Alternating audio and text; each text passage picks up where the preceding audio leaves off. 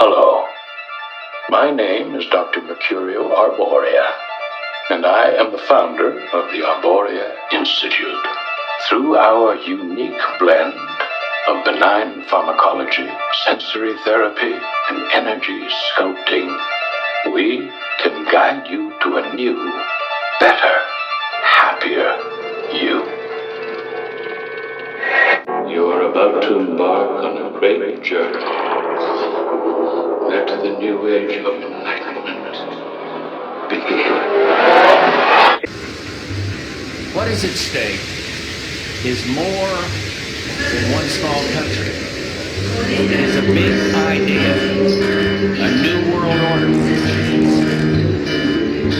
It's no longer a theory. What I'm about to say is fact. The secret organizations of the world power elite are no longer secret. They have planned and are now leading us into a one-world communist government. Welcome, useless eaters, to the Odd Man Out podcast, where we talk about hidden history, deep political policy, occult deconstruction, economics, religion, and philosophy. I'm your rabbit hole aficionado, the Odd Man. Welcome. The affirmative task we have now is to actually create a new world order.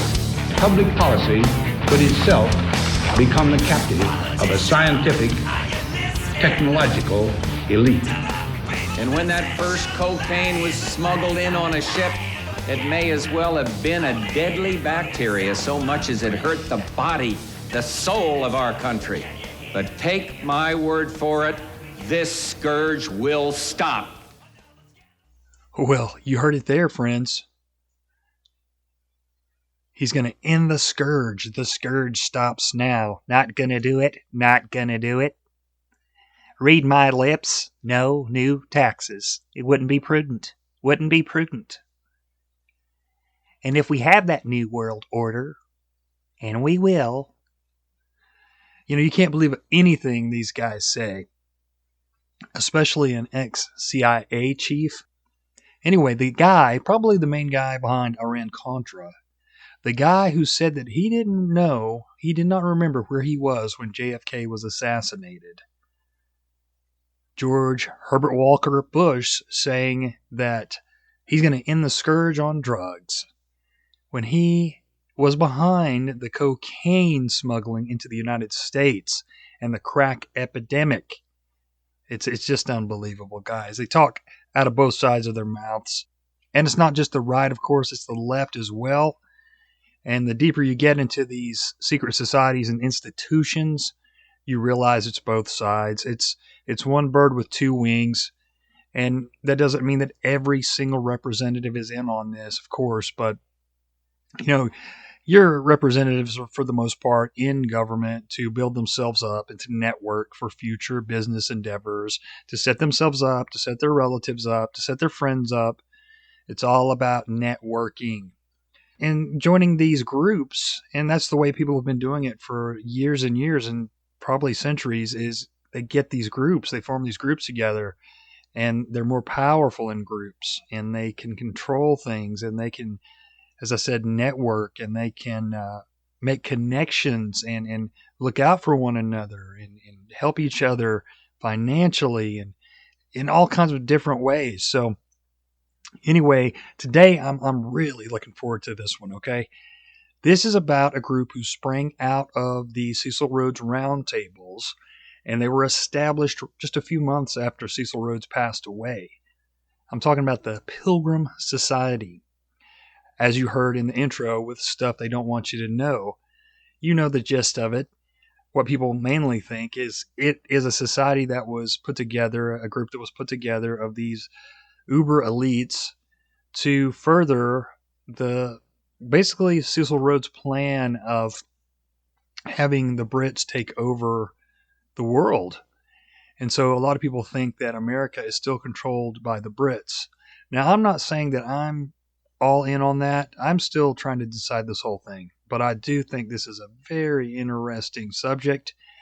And it's hard to find information on this. You really, really got to put the time in. So I'm going to be playing excerpts from a guy named Charles Savoy, who's probably the premier investigator on this. He is a silver speculator, and he's been doing work on the Pilgrims Society of Great Britain and the Pilgrims Society of the U.S. or United States for years. And so he has just endless amounts of information on there. And I was able to find some of my own links, but I spent quite a bit of time on it, and nothing really implicating them to anything too seedy, but you can tell that they still have quite a bit of sway. And of course, if you listen to Charles, he says they control everything. They're higher than the Council on Foreign Relations. And I looked back into the 13 Bloodlines of the Illuminati by Fritz Springmeier, and he's got quite a bit about them in his book. He mentions mainly just the members. Apparently, there hasn't been a new members list since, I think, 1980 or something like that. They have to leak these members lists, and they're private, so it's not like you can go on Bilderberg or the Council on Foreign Relations or the Trilateral Commission and see who are members at any given time. And I don't know if there's really any laws or stipulations for those groups I just mentioned having to put all their members online or not. And even if there were, these guys control a lot, so I don't know if they'd even have to go by any of the laws anyway. So there may be members that we'll never know about that are in these groups. But anyway, I think I think you're going to dig this and I think it'll kind of bring some new information into your world and kind of make you think a little bit about these secret societies and secretive institutions.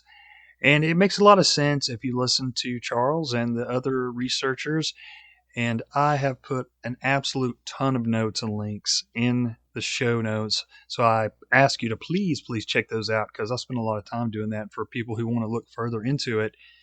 And, with that being said, I think we'll just get into it, and I'll be popping in from time to time to put in my own 2 cents worth, and we'll just go from there. So let's do this, guys. Introducing the Pilgrim Society. So in Dennis L. Cuddy's book, The Globalists, he's got a quote from E.C. Newth's Empire of the City, written in 1946.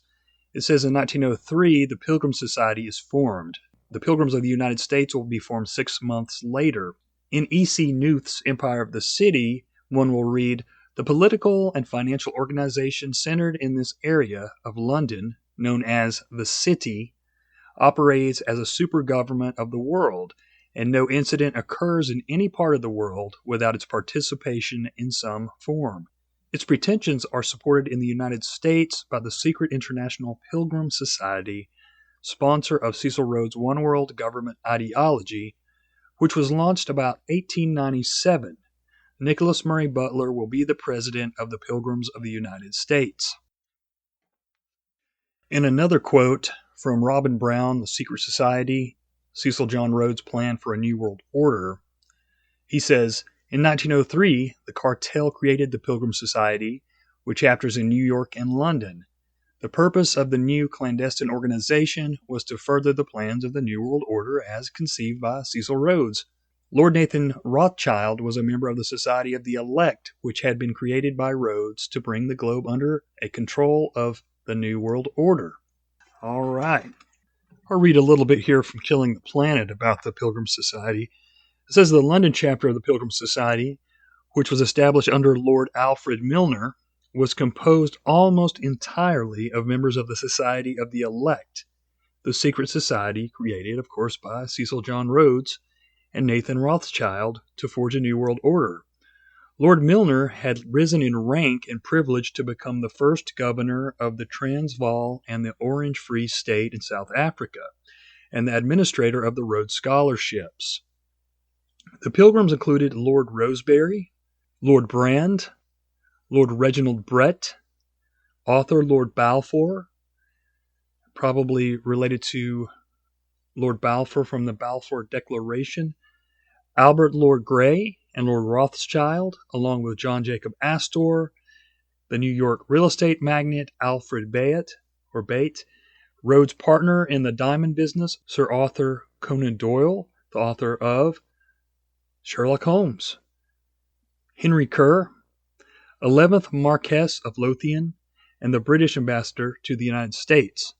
H.G. Wells, noted novelist and historian, and Jan Smuts, legal advisor to Cecil Rhodes, and future Prime Minister of the Union of South Africa, and Lord Nathan Rothschild. The elite group met monthly at the Carlton Hotel.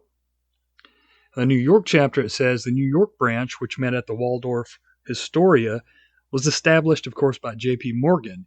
It boasted such members as John D. Rockefeller, Andrew Carnegie, Jacob Schiff, former U.S. President Grover Cleveland, future President William Howard Taft, Mark Twain, Elihu Root, Thomas W. Lamont, Percy Rockefeller, William Rockefeller, Ogden Mills Reed, Otto Kahn, Andrew Mellon, W.B. Whitney, Cornelius Vanderbilt, Vincent Astor, Mortimer Schiff, Frank Vanderlip, Henry Davidson, Charles D. Norton, Benjamin Strong, Nelson Aldrich of the Aldrich Plan and Federal Reserve, and of course Paul Warburg.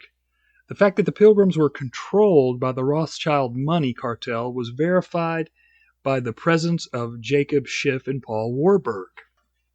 Warburg, a prominent member of the Warburg Banking Consortium in Germany, which was allied to the House of Rothschild, had married Nina Loeb, the daughter of one of the founders of Kuhn and Loeb and Company, a financial firm tightly connected to Rothschild.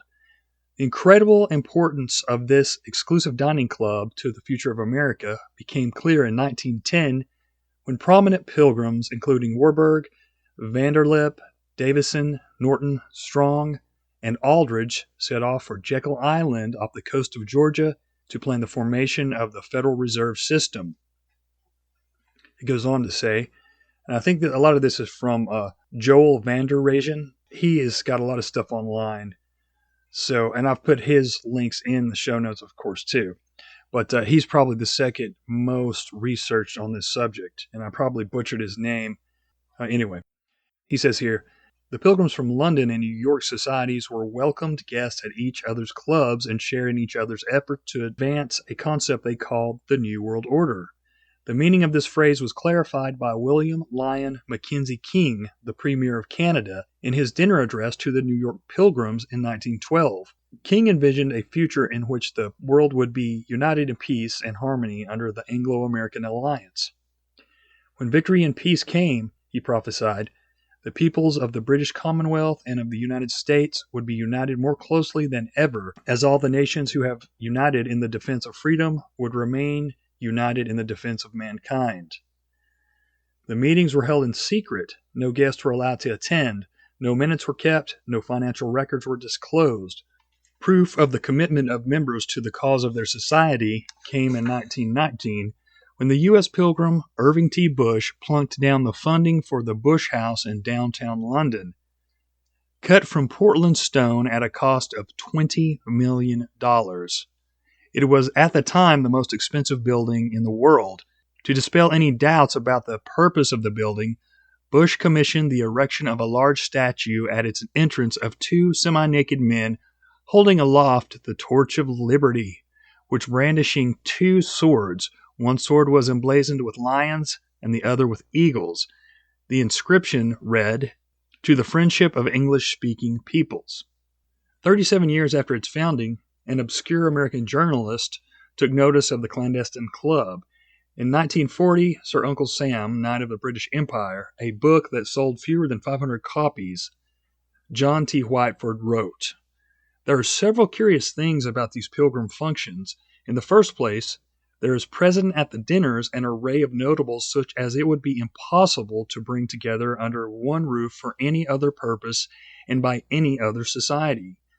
Among the guests were John D. Rockefeller and J.P. Morgan, Thomas W. Lamont, and other members of the House of Morgan. We are entitled to know what the Pilgrim Society is, what it stands for, and who these powerful pilgrims are that can call out the great to hear a British ambassador expound to Americans the virtues of a united domestic front." End quote. The lack of public awareness of the workings of the Pilgrim Society through the years remained mind-boggling, since its members would come to include Harry Truman, John Foster Dulles, and Allen Dulles. General George Marshall of the Marshall Plan, W. Averell Harriman, Joseph P. Kennedy, father of the Kennedys, Henry Luce, founder of Time magazine, Henry Kissinger, Gerald Ford, Winston Churchill, Zbigniew Brzezinski, General Alexander Haig, William Paley, the CBS president, Walter Cronkite, the most trusted man in America, Sandra Day O'Connor, Elliot Richardson, George H.W. Bush, Paul Volcker, George W. Bush, and David Rockefeller. It goes on to say that John D. Rockefeller didn't really fit into the group at first. He didn't have all those different beliefs and stuff. But once he got in, he really took to it and seemed to really go power hungry, even more so after that. I think I mentioned that in a previous episode, but anyway, worth mentioning, I think.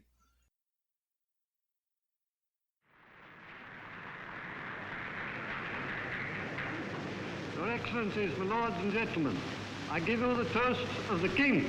His Most Excellent Majesty, the King. I'm going to ask you to drink singly and in the order of the alphabet the toast of the heads of states represented at the Naval Conference. I give you the toast of the President of the United States of America. The President of the United States of America.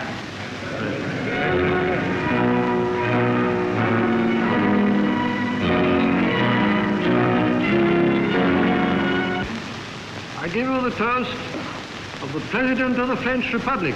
The President of the French Republic.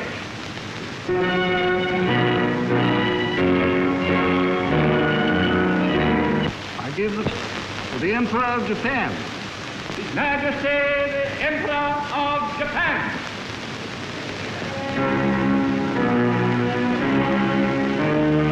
My Lord Archbishop, honored guests, the Prime Minister, Your Excellencies, my lords and gentlemen, pray silence for the Right Honorable Viscount Grey of Paladin, Most Noble Order of the Garter.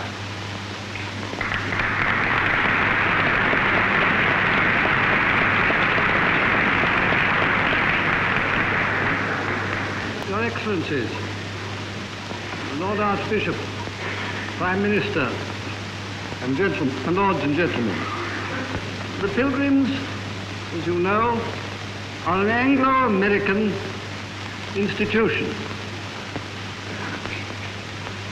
But tonight, they emphasize the international character. You can turn back now or learn the stuff they don't want you to know.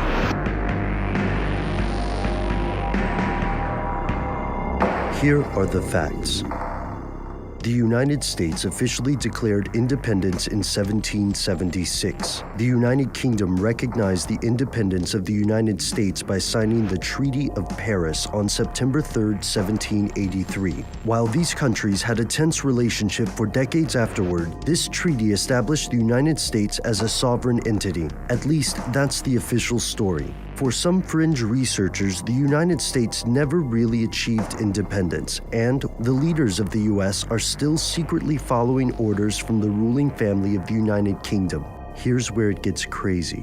According to Netherlands-based researcher Joel van der Reijden, the United Kingdom continues to wield an enormous amount of influence on U.S. policymaking through several private, elite organizations. Van der Reijden claims that a little-known organization called the Pilgrims Society is evidence of this undue influence. Allegedly founded in 1902, this British-American society aims to promote goodwill, good fellowship, and everlasting peace between the United States and Great Britain. There's also a British wing of this organization, and members of the British royal family have been patrons of this society since its inception. If van der Reijden's partial membership list is reliable, then the Pilgrims Pilgrims Society is certainly prestigious and counts some of the most influential people in the United States among its members. The Rockefellers are listed there, as well as Henry Kissinger and numerous members of influential industrial families. Here's the brunt of his argument. He believes that the Pilgrims Society functions as a way for the British and American elite, almost exclusively white Anglo-Saxon Protestants, to gather and deliberate in private without public oversight.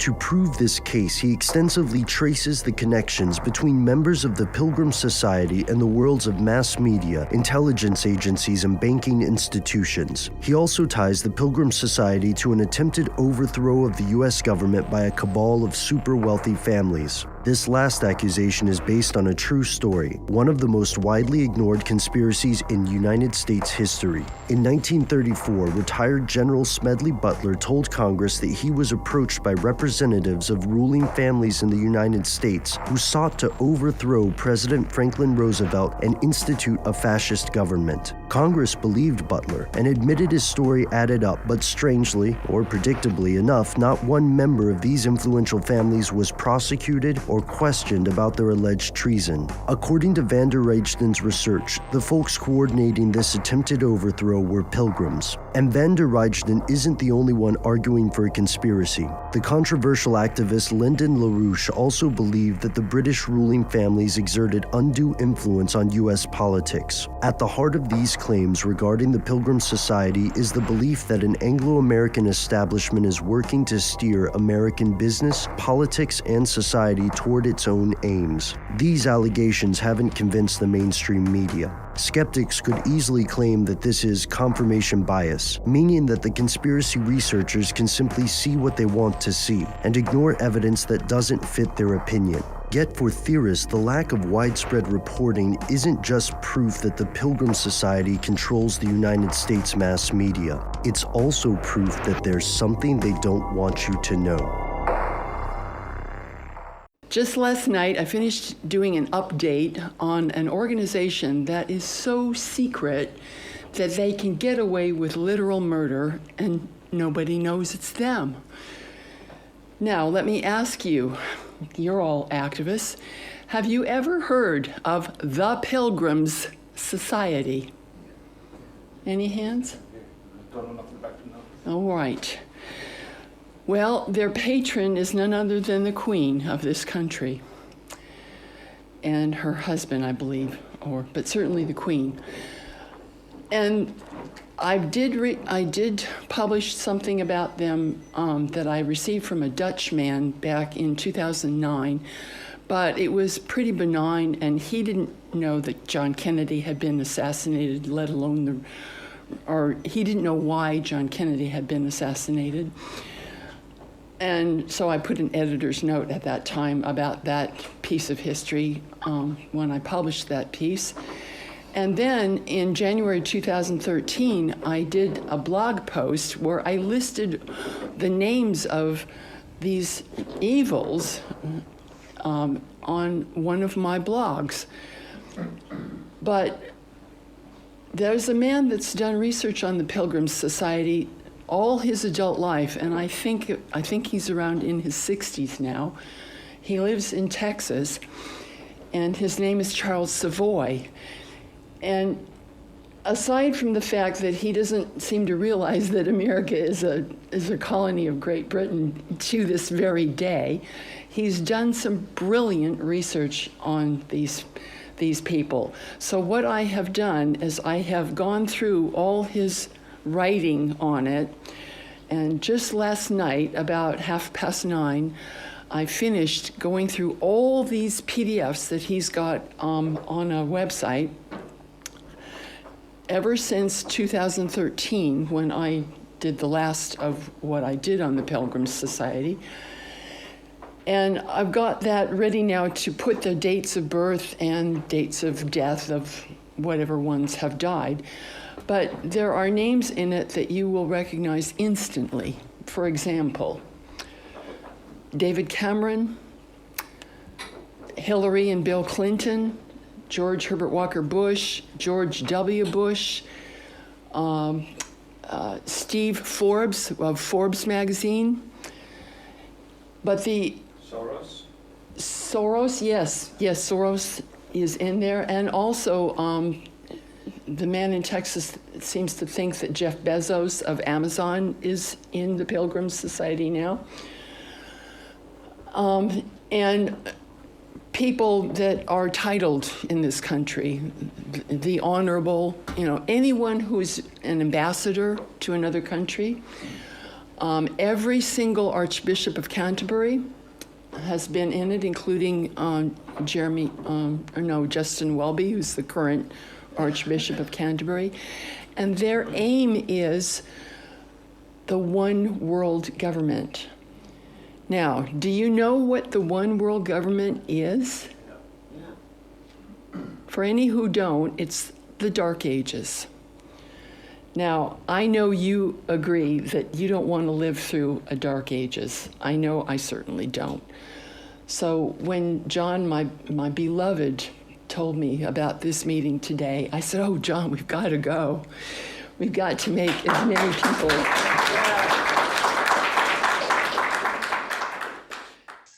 All right, guys, you with me so far?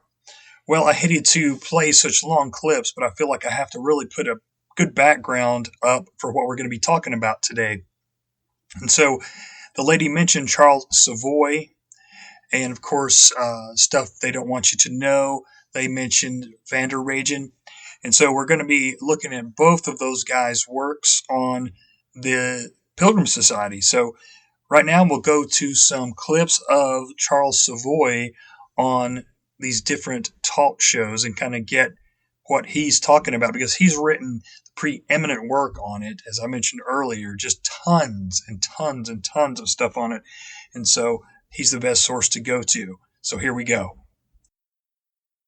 So 11 years later, it's more like 7 years later, I was reading a book by somebody named Gary Allen about Nixon, the man behind the mask, and he mentioned a mentor of Richard Nixon by the name of Elmer Boast, B-O-B-S-T, who was the head of Warner Lambert Pharmaceutical.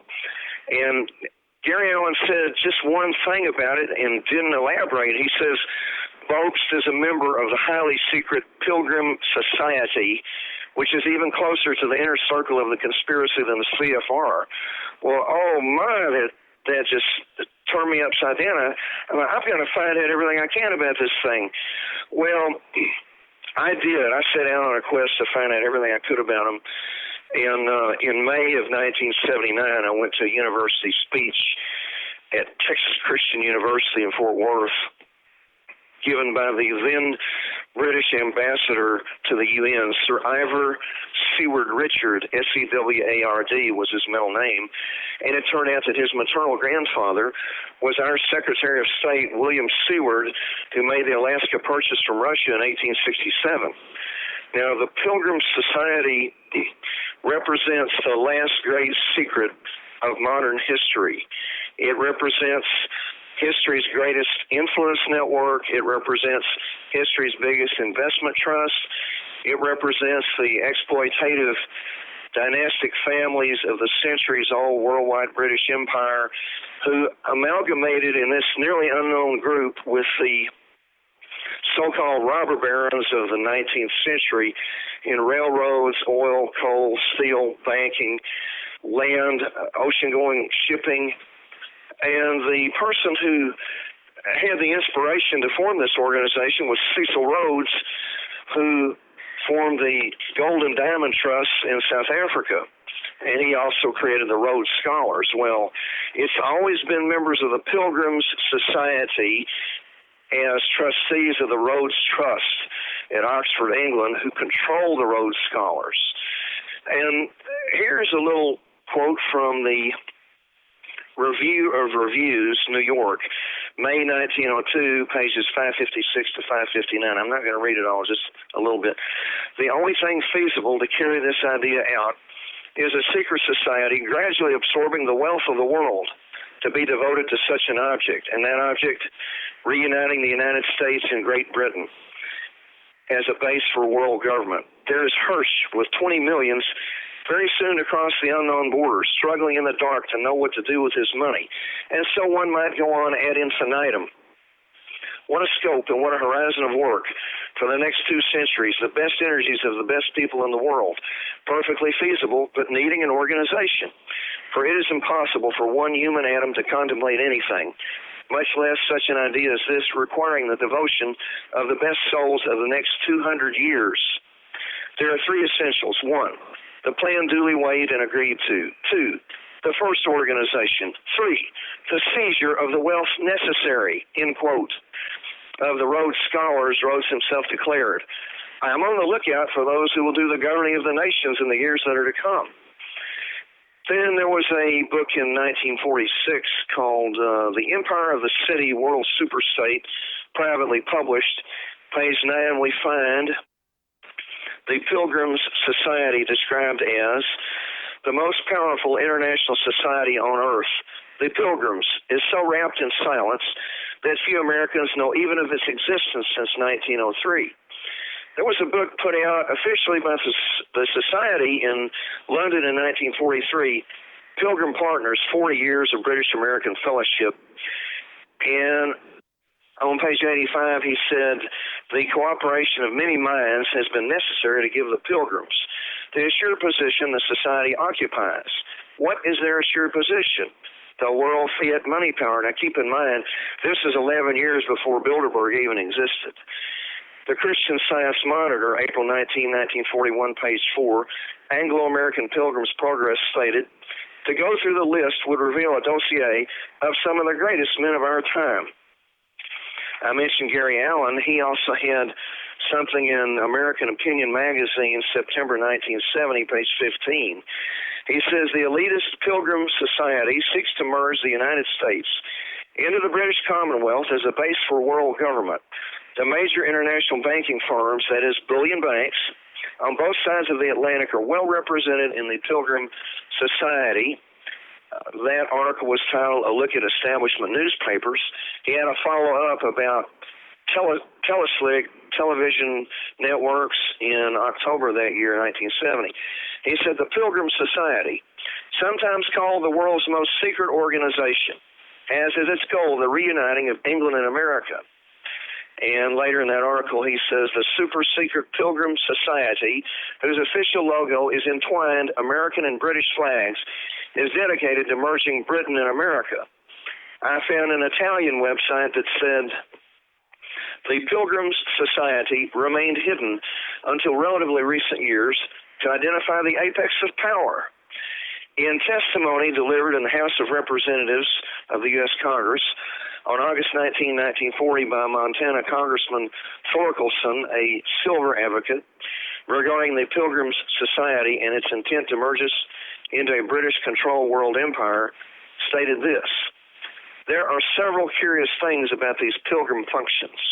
In the first place, there is present at these dinners an array of notables such as would be difficult to bring together under one roof for any other purpose and by any other society. This, again, was 14 years before Bilderberg even existed. Congressman Thorkelson, in the same discourse, referred to an address by Joseph H. Choate, Vanderbilt family operative, big railroad dynasty, one of the founders of the Pilgrims organization, as saying that those who would many years later celebrate the start of the second century of the Pilgrims Society in 2003, quote, will have cause to bless their fathers that they founded this society and kept the world on the right track. Go ahead. Go ahead. The Pilgrims, so you've established there is a Pilgrim Society from your research, from, I mean, many publications, from many actions that they may have done. Where, as far as they are now, because we hear about all these different secret societies, I've heard about them from many people, and I'm trying to figure out where are they affecting the average person's life, like right now? Because I think that's when a lot of listeners listen to this and they go, look, we can't do anything about these societies. They're already deeply embedded in all of government, in all of finance, in every aspect of our life. They already won. Is there anything anyone can even do about this? Well, okay. The reason that I'm on to the Pilgrims organization in particular, hey, I can give you a talk about Bilderberg. I can give you a talk about the Wolf's Head Society at Yale, Space Head Society at Cornell, the former Encuentros del Siglo Doble X, which was a hemispheric equivalent to Bilderberg some years ago, Center for Inter-American Relations. I've been into all that. But the Pilgrims are the capstone organization. They not only represent the British Empire wealth and the North American robber baron wealth, but the English branch especially is intermarried with old European royal houses tracing back close to 2,000 years. And you want to know what we can do about it? Well, if you'll notice, you can get online to the Council on Foreign Relations, which is their primary subsidiary organization, and you can access a membership roster there. Bilderberg has an official site. They have a roster that's publicly viewable. Same thing with the Trilateral Commission. Well, all these groups are just fronts for this other one, and the Pilgrims stand alone in a number of aspects, and one of those is that they do not release lists to the public. However, there have been a number of leaked lists that we've been able to find, such as in the genealogical archives of the New York Public Library, and that was quite an undertaking. And so you want to know what we can do about it. Well, the first thing we can do about it is to be aware that they're there. And Bilderberg started putting out rosters because they were under a lot of pressure to do that. The Pilgrims Society has not been under pressure to do that, and we need to pressure them to do that. And so that would be, in my opinion, the first step toward beginning to neutralize them is to know about them. And so we need legislation. We need legislation to audit the Fed. We need to get rid of the Fed. We need to allow competing currencies and let the public, let the marketplace decide which currencies they want to use. And we don't have a free market. And isn't the public too dumb to even fight these people? No, I have a little bit more faith in them than that. But you wanted to know. I don't know. Have you been to a mall recently? Yeah, I know what you're saying. They have professional sports teams. They have Dr. Oz. They have Oprah Winfrey. They have Hollywood and all these other baseball teams, professional wrestling. Vince McMahon, he's probably a member. Okay, he's big enough to be a member. He's in those circles of the WWE. And they have all this distracting the public.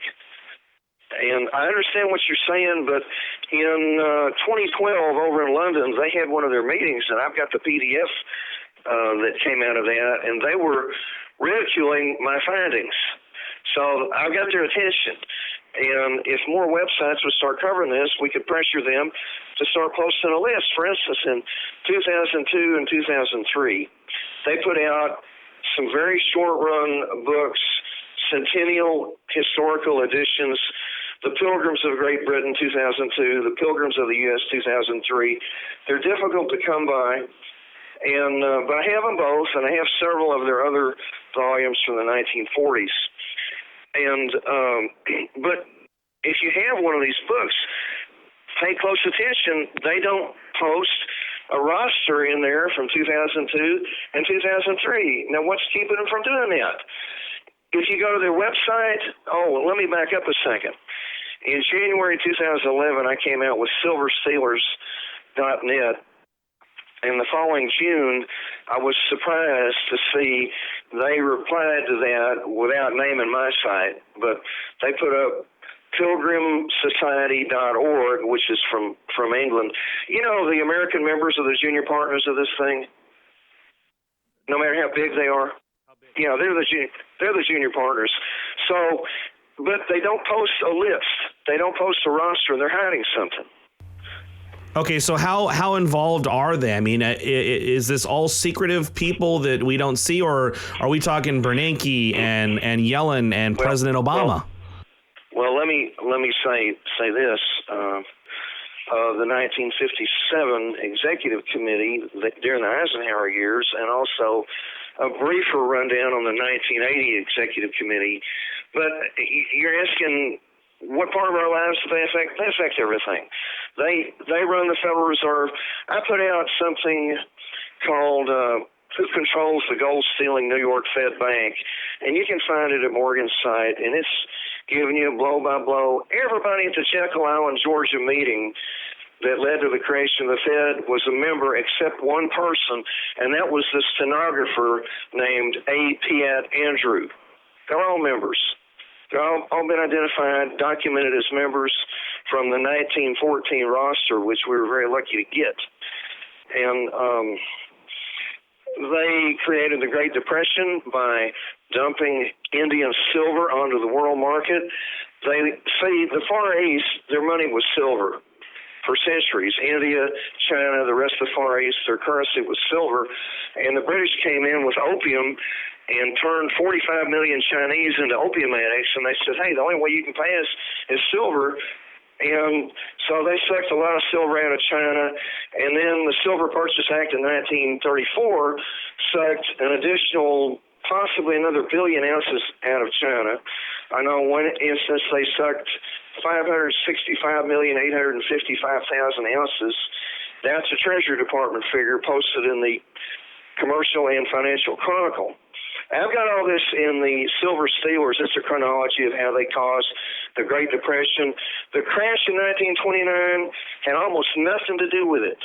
All that was about was recovering their payrolls and hurting new rich that were not part of this circle. But the reason the fall in the price of silver caused the depression is the British crashed the price of silver to 24.5 cents an ounce in February 1931. And at that time, we actually had robust export industries to the Far East. So did England and Europe. So when the value of the purchasing power of their money was killed by the British dumping an excess of silver onto the world markets, it killed their purchasing power, and we had to idle millions of workers over here. That's what caused the mass unemployment, was the British attack on silver, moving the world off of silver gradually, more and more, until finally in 1968 in June, they halted the redemption or conversion of silver certificates. You couldn't go get silver for them anymore. This has all come out of the Pilgrims Society, and these other groups are just splinters of it. All right, guys, I know that was long, but that was one of Charles Savoy's appearances on a show called Crush the Street. And it's a money show, and they do speculations on silver and gold and things like that. And he's appeared on there several times, and I'll put the links in the show notes. Like I said, this show is going to have so many notes and links that I really hope you'll take advantage of it. I'm trying to put the time in to really give any person who wants to investigate further the ammunition to do so. And so I think what I'll do right now is I'll go to one of Charles Savoy's pages and kind of look at the beginnings of the Pilgrim Society. But before I do that, I just want to let you know that I'm in talks with a fellow by the name of Michael McKibben. He's probably just as knowledgeable about the Pilgrim Society as Charles Savoy. And Michael's got a very unique story. He has been suing Facebook and the government for almost 20 years, or maybe it's been 20 now, because they stole his technology, and he has proof. And he wasn't even into politics before this happened, but when it happened and Facebook came out and he was had developed this technology for businesses to do the exact same things, the exact same platform as Facebook, and even proved it in court, according to him. And he realized as he started digging in to what was going on with the trials and stuff, that a lot of the judges had stock in Facebook, and there was all kinds of shady ties here and there. And that just put him on basically a lifelong search to do work on uncovering the New World Order. It led right to the New World Order, and he believes that the Crown is indeed in charge and are trying to, well, maybe not in charge. I think in his eyes, he thinks that they're almost finished with the program and they're about to take back America. But he has the names and the dates. He's pulled out information that is just unbelievable, like Charles Savoy. And I have corresponded with him through email, but I don't think he does a lot of shows. But I'm excited to say He has agreed to come on. He just hasn't given me a date yet. And when he does, we're going to talk about the Pilgrims Society, but we're also going to talk about his battle against Facebook and against the U.S. government from stealing his technology and how it led him on this journey to investigate all these different connections to people and how it led right over to the UK and to the Crown. So that will be a later date. I'll let you know as soon as he gives me a date, and we will plan it out. And I'm looking very forward to it. I hope it comes through. So I'm going to take from this article here that is based on Charles Savoy's work. It's from patriotsfortruth.files.wordpress.com, and I'll put that in my show notes. Okay, I'm not going to read the whole intro part because you don't really need to read the whole thing, but I will read the first part here, and it's got a quote from Cecil Rhodes from the Last Will and Testament of Cecil Rhodes, and it was written the year he died by his best friend, William T. Stead. And I have that book on PDF form if anybody wants it. And this is a quote from Cecil Rhodes when he's first really deciding to plan to make the secret societies or the secretive societies like the Council on Foreign Relations and Chatham House and the Society of the Elect and all that. He says, what an awful thought it is that if we had not lost America, or even now we could arrange the present members of the United States Assembly and our House of Commons, the peace of the world is secured for all eternity. We could hold federal parliament 5 years at Washington and 5 years at London. The only thing feasible to carry this out is a secret society, gradually absorbing the wealth of the world to be devoted to such an object. Okay, and then I'll read just a piece here. So Savoy's taking excerpts from an article. Well, I don't know, it might have been a book. It says here, Cecil John Rhodes, The American Monthly Review of Reviews, New York, May 1902, pages 556 and 557, describes the life's work and globalist ambitions of the South African diamond cartelist Cecil Rhodes, a man financed both by the Crown and the Rothschilds, out of whose wills came the subversive Rhodes Scholars, the Royal Institute of International Affairs in London, the Council on Foreign Relations in New York, and others, all under the concealed supervision of the controlling organization, the Pilgrims of Great Britain and the Pilgrims of the United States, the hidden Senate of the Transatlantic Rich, Super Rich, founded in 1902 and 1903, respectively, drawing into itself the prominent robber baron dynasties of the 19th century and the financiers of centuries-old British Empire. Their last ace in the hole for global control is the United Nations, and if it fails, they fail. So I'm going to read from Charles Savoy's silverstealers.net website. And I'm going to skip the intro there, but I will comment on the logo of the Pilgrims. And they have a man riding a horse. He almost looks like a priest. And behind him has a giant eagle, which represents America. And then beside him, walking beside the horse, he has a lion, which represents Britain. And underneath it, in Latin, it says hic et ubique, which means here and everywhere. But Charles says, this secret one, or society, which sprang into existence a few months after Rhodes' death, is the only organization that answers to the descriptions, conceptualizing it in the rarely seen article buried deep on unfrequented library shelves. Notice they admitted to trying to recruit into their ranks wealthy men and take control over the fortunes after their death for their globalist vision. I skipped that part. Their definition of uncivilized parts of the world includes any areas they wish to bring under control by means of World War I, World War II, regional wars, and the Third World War, which I think is on us now, and I believe it is COVID, but he says still to come. He wrote this several years ago, by the way. They speak of their judgment that certain nations must depart. meaning cease to exist as sovereign states. That includes all of South America with its silver-producing belts. This presentation won't try to convince the reader that their global reach is still an influence that will override all others, such as China and Russia. They unquestionably do possess the means to start World War III. Is that influence enough? There's no way to know, but it should be supposed that in exporting America's industrial base overseas, they retain ownership and hold vast assets elsewhere.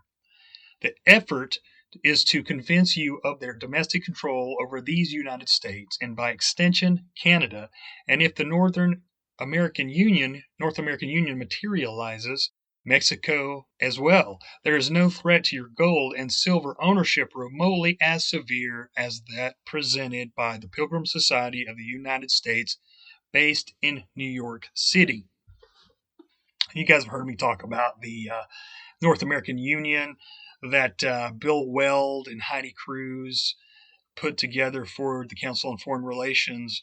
I think it was around 2008, but it might have been a little bit earlier than that. I know it was under George W. Bush. What a scope and what a horizon of work for the next 2 centuries. The best energies of the best people in the world. Perfectly feasible, but needing an organization, for it is impossible for one human atom to contemplate anything, much less such an idea requiring the devotion of the best souls of the next 200 years. There are 3 essentials. Number 1, the plan duly weighed and agreed. Number 2, the first organization. Number 3, the seizure of the wealth necessary. It says here on page 557, they admit that the year 2002 might be the halfway point for their dream of global Anglophile domination. That's pretty close to 9/11, isn't it? Best souls means most conspiratorial minds. First organization means the Pilgrims Society of London and New York, and the seizure of the wealth necessary. Now he goes on to say that the seizure of the wealth necessary means many planned disasters caused by government actions negatively impacting the wealth of non-members and those outside the ranks of such unofficial subsidiary organizations as the Council on Foreign Relations, which has long served as the staffing agency for multiple presidential administrations, especially Joe Biden. The seizure of the wealth necessary means many particulars. The First World War, Britain's attack on the world's silver money system, starting in India in 1926 with the decision of the Royal Commission on Indian Currency, the crash of 1929, facilitated by the Federal Reserve policies, the Great Depression caused by Britain's attack on silver.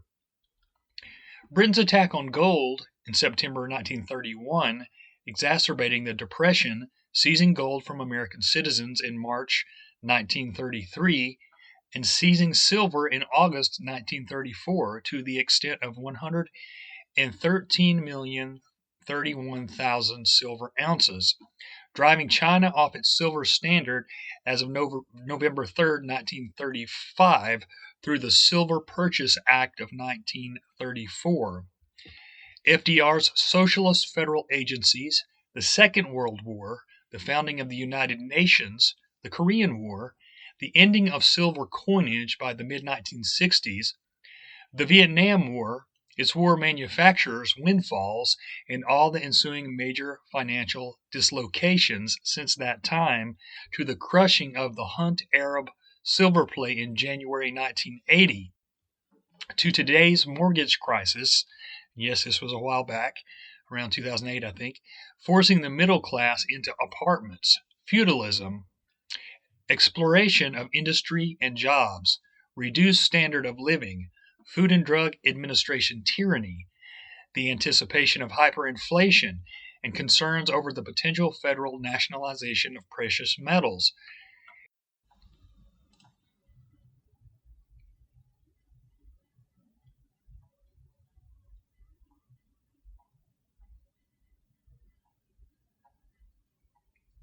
He goes on to say, it is so to exert against that last eventually, I think he's saying, He goes on to say, "It is so important to exert against the last eventually that I present this essay, to place this specific elitist organization on public notice that they are now known, a partial summary record of their past attacks on gold and silver money and ownership, and a partial list of specific identified Pilgrims Society members involved over the years, acting to suppress gold and silver as money and against the commodity prices of each, and acting against the citizen ownership of both."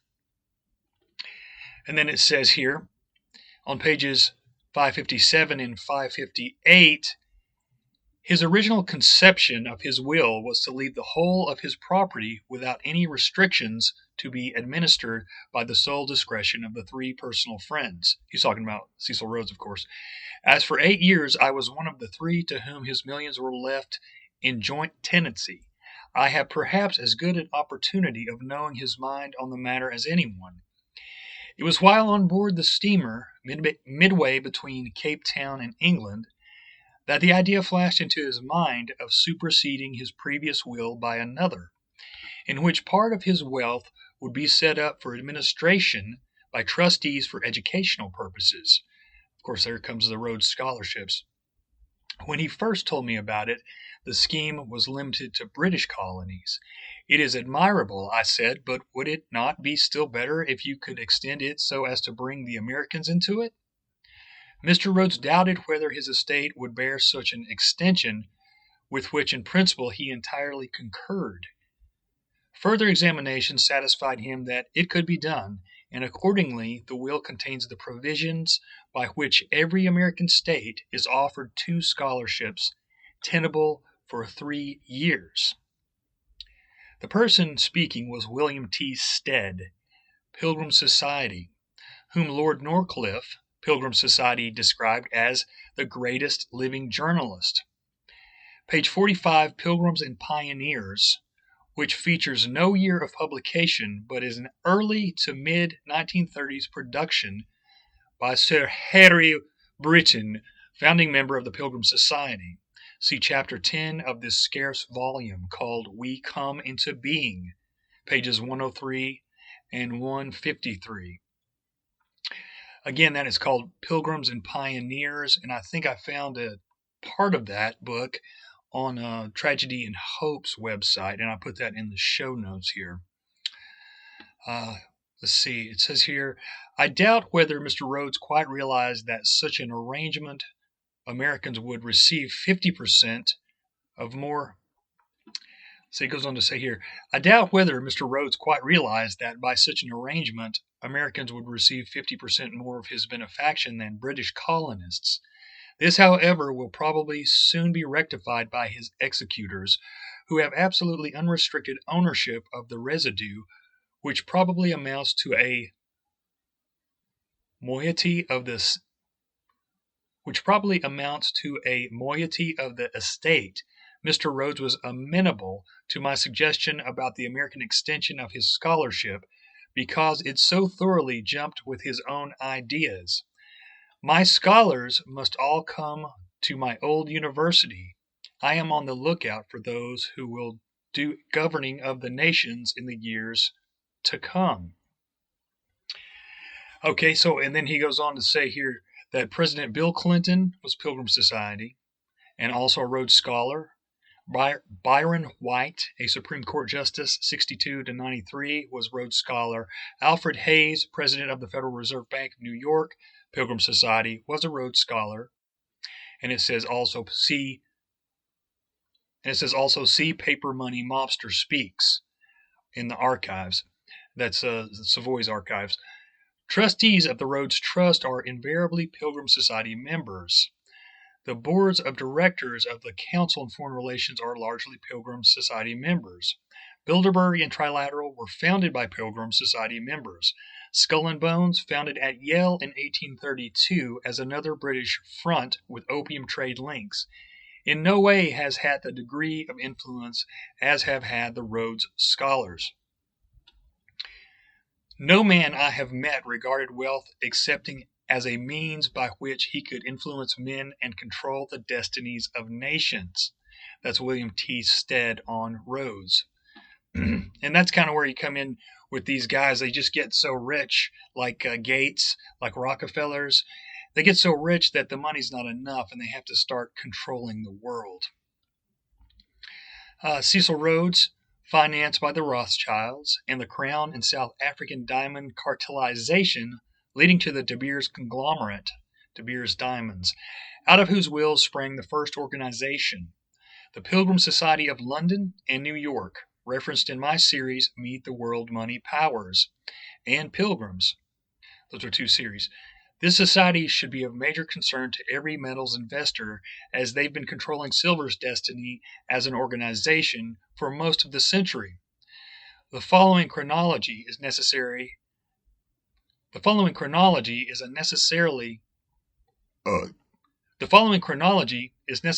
a two-step process forward and one-step backwards progression as The following chronology is necessarily a two-step forward, one-step backwards progression, as overlapping situations are the inevitable rule. And then he starts with the members. And I won't go through all of them by any means, but I want you to check this out. But let's see here. He's got Lyman Judson Gage, Pilgrim Society charter member. He was the treasury of the secretary in the cabinets of President McKinley and Theodore Roosevelt. Then you got down here, Gage was the first president of the Chicago Bankers Association. See, Chicago man has been corrupt since the beginning of the country, basically, or at least not too long afterwards. He says here, Gage was first president of the Chicago Bankers Association, twice president of the Civic Federation of Chicago, and a trustee of the Carnegie Institute of Washington. Everywhere you look with the Council on Foreign Relations, you find the Carnegies, the Ford Foundation, the Rockefeller Foundation. They are all synonymous. He was a member of the Anti-Silver Stable Money Association. Gage took the financial editor of the Chicago Tribune. Frank Vanderlip got him into the banking business and his assistant at Treasury. Recall that Pilgrim Society member Vanderlip was at the Jekyll Island, Georgia meeting where the Morgan Rockefeller Pilgrim Society finalized plans for the Federal Reserve System. There's just too many names to go through because this is getting near the end of the show, my friends. But we are going to continue this. I said there's going to be a second part, but I may end up doing maybe two more parts because it's just so, to me, it's so interesting because this is said to be going on today. Now, check out the show notes. I found it's very hard to find legitimate official documents, but there's something going on with the ambassadors from the United States and the ambassadors from England, and they play some kind of role in this. Now, I went on the UK's government website, and I put in Pilgrim Society, and it pulled up a title with Pilgrim Society and ambassadors, but then when you go on it, it's blank. But I did find some official documents, official websites that mention the Pilgrims. And I found in the 70s, there was a dinner. They have these dinners once a year, supposedly. And the Henry Kissinger was one of the speakers. And it was kind of interesting. He mentioned the nine a couple of times. I don't know. You hear about the Council of Nine. I think he was talking about the 9 countries. But anyway, you can see from my notes that I've found different Pilgrim Society meetings through the years. There's one documented where Churchill spoke at it. There's one in the 80s where Reagan spoke at it. I think Roosevelt's wife, I believe, spoke at one. I don't know. I'll have to look back through. I know the Pope spoke at one. I think that was in the 70s, I want to say. Anyway, I thought that was interesting that they have had a span of a very long time. I mean, since 1902, and that's when the British one was formed, and then the next year the United States Pilgrim Society, according to this information.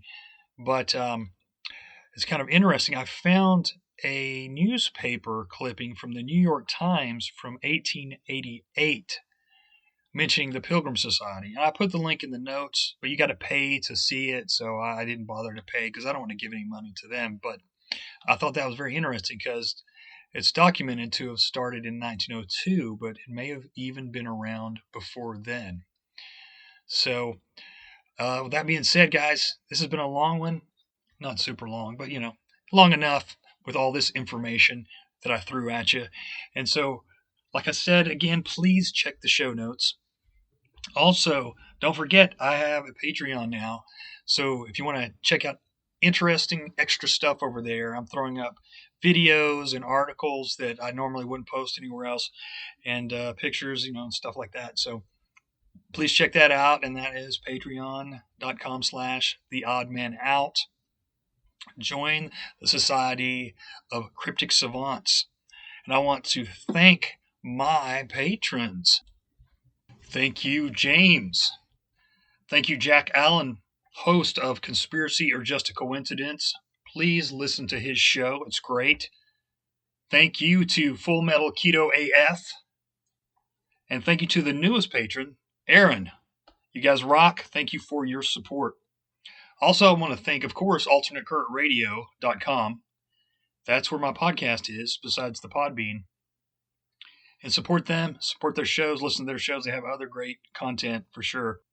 And also, I want to thank FringeRadioNetwork.com because they put my show up there too, as well as a ton of other shows. It's kind of like an aggregate site. It puts tons of shows up there, and it's a good place to go for one source to just get a bunch of shows that are kind of about conspiracy. So anyway, other than that, I think that wraps up everything. I want to thank you. I want to say cheers and blessings. And remember, their order is not our order. See you guys.